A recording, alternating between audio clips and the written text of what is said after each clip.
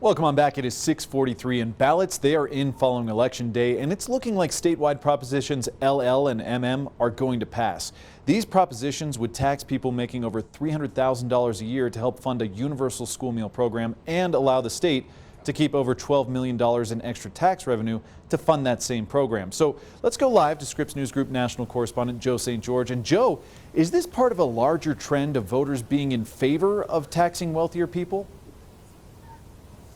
I'm not sure you can draw that conclusion here. I think remember, this is about getting healthy meals to kids who are struggling, right? And we know food insecurity has been such a big issue. It's been in the news almost every single day leading up to this election day in Colorado. The talk of SNAP benefits going away, the government shutdown, the impact on food insecurity.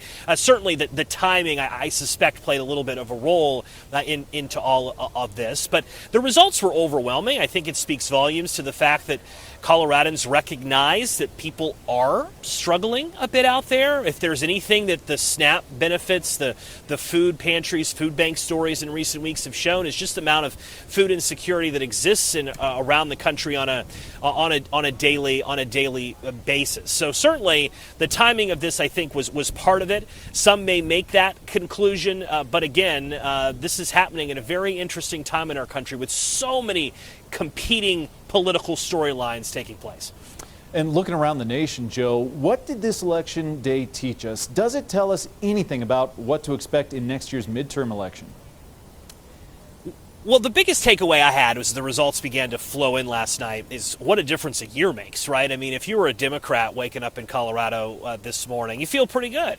A year ago, you felt awful, right? It was a thumping in 2024 in many parts of the country by President Trump and Republicans. The exact opposite happened last night. This is a shot in the arm to the Democratic Party, still soul-searching a bit following the 2024 election, but victories in Virginia and New Jersey.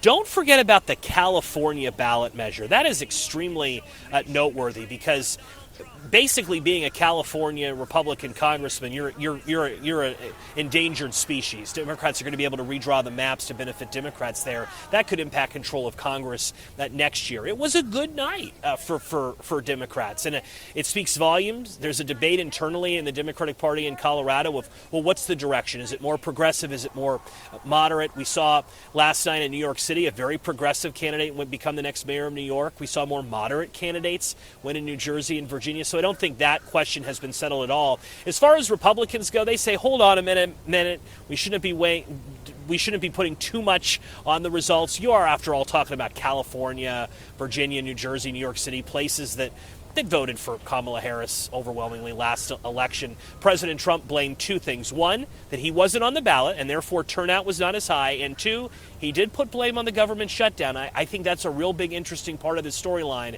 How does the results from last night now impact this government shutdown, which is now the longest in American history?